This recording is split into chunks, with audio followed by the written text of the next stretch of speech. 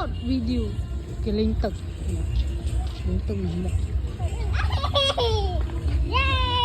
hot video cái linh tực là một nhau tỏi này nó mơ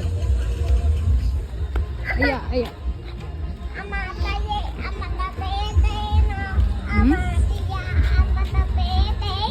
mấy cái linh tực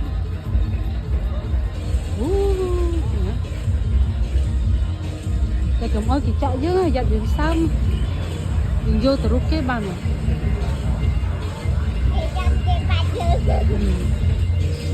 cái phát đấy đường vô từ video kia bán này đường vô từ video kia bán này rồi vô nữa lên từng nữa nên bán này